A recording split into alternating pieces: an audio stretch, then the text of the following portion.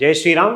సద్గురు శ్రీ శివానంద గురువే నమః. ఈ రోజు మనం రామాయణంలోని మరో అత్యంత ముఖ్యమైన మహర్షి గురించి తెలుసుకుందాం. అగస్త్య మహర్షి. అగస్త్య మహర్షి రామాయణంలో వశిష్ఠ మహర్షి, విశ్వామిత్ర మహర్షి ఎంత ఇంపార్టెంటో రాముడి లైఫ్ లో అంతకన్నా, ఒక విధంగా చెప్పాలంటే అంతకన్నా ఇంపార్టెంట్ వ్యక్తి, మనకి రాముణ్ణి అత్యంత దగ్గరగా ప్రేరేపించిన వ్యక్తి అంటే అగస్త్య మహర్షి. అగస్త్య మహర్షి చాలా చాలా చాలా బ్రహ్మర్షి విశ్వామిత్రుడు, బ్రహ్మర్షి వశిష్ఠ మహర్షి ఎంత గొప్పవాళ్ళో ఈయన కూడా అంతే గొప్పవాడు. తిను రాముడు, సీతారామ లక్ష్మణులు వనవాస సమయంలో అగస్త్య మహర్షిని కలిసిన తర్వాత రామాయణం యొక్క గమనం మారుతుంది. రాముడిని అడుగుతాడు అగస్త్య మహర్షి ఎక్కడ ఉంటే బాగుంటది మీరు చెప్పండి అంటే, తను బాగుండడం అంటే రాముడికి బాగుంటుందని కాదు, సీతారాములకి వాళ్ళకి బాగుంటుందని కాదు, లోకానికి కళ్యాణం జరగాలంటే ఎక్కడ ఉండాలి మీరు చెప్పండి అని అంటాడు. అంటే రావణాసురుడు నెక్స్ట్ వచ్చి ఈ సీతమ్మని అపహరించాలి, ఇవన్నీ ఈ స్కెచ్లన్నీ తెలిసిన క్యాండిడేట్ అగస్త్య మహర్షి కాబట్టి అగస్త్య మహర్షి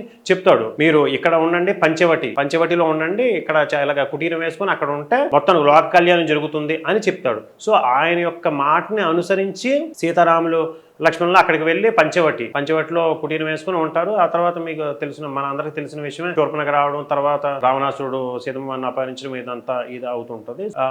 అంతేకాకుండా అగస్త్య మహర్షి రాముడికి లక్ష్మణుడికి ఒక దివ్య ఆయుధాలని ప్రజెంట్ చేస్తాడు. ఒక విష్ణు చాపం, విష్ణువు యొక్క ధనస్సుని రాముడికి, అలాగే విష్ణువు యొక్క ఖడ్గనాన్ని లక్ష్మణుడికి ఇస్తారు. సో దీని ద్వారా మీకు రాక్షస సంహారం జరుగుతుంది, మీకు తిరుగులేదని ఆశీర్వదించి పంపుతాడు. ఒక విధంగా అగస్త్య మహర్షి యొక్క తపశ్శక్తిని మొత్తాన్ని రామలక్ష్మణుడికి ధారపోస్తాడు. అంటే ఫ్యూచర్ లో వాళ్ళు, ఎందుకంటే రాక్షసులు, రావణాసురుడు యొక్క తపశ్శక్తి ఏమి తక్కువ కాదు. ఇహరే వైకుంఠం నుండి రాముడిగా దిగి వచ్చిన రాముడు మానవుడిగానే ఉన్నాడు, మానవుడిగానే ఉంటూనే రావణాసురుడిని చంపాలి. సో మానవుడికి ఎంత లేదన్నా ఒక లిమిటేషన్స్ ఉంటాయి. సో దానికి ఒక గురువుల యొక్క తపశ్శక్తి, గురువుల యొక్క అనుగ్రహం కావాలి అని రాముడు మనందరికి నేర్పుతాడు. సో ఆ విధంగాను రాముడికి తన యొక్క తపశ్శక్తిని మొత్తం ధారపోసిన అగస్త్య మహర్షి రాముడికి దిశానిర్దేశం చేస్తాడు. సో ఇది ఒక ఇంపార్టెంట్ పార్ట్ రాముడి యొక్క లైఫ్ లో. అది కాకుండా యుద్ధం సమయంలో రావణాసురుడు చివరిలో ఏంటంటే యుద్ధకాండలో రాముడు రావణాసురుడు వాళ్ళు 1 to 1, ఇంకా మిగతా వాళ్ళందరూ, మిగతా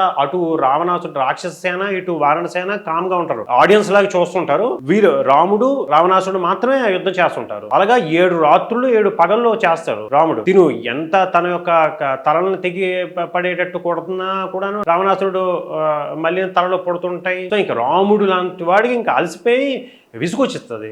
ఎందుకంటే 7 రోజులు 7 రాత్రులు నిరాటంకంగా యుద్ధం జరుగుతుంది. సో ఇంకా రాముడు ఇంకా కొద్దిగా ఉత్సాహం తగ్గుతుంది, విసుగు వస్తుంది. అలాంటి సమయంలో అగస్త్య మహర్షి యుద్ధరంగానికి వస్తాడు. వచ్చి రాముడికి, రామ నీకు నేను ఒకటి ఇద్దాం అనుకుంటున్నానని చెప్పి ఆదిత్య హృదయం అని ఒక 31 శ్లోకాల యొక్క ఆదిత్య హృదయం అంటే సూర్యదేవుడి యొక్క మంత్ర శ్లోకాలు అవి ఇస్తాడు.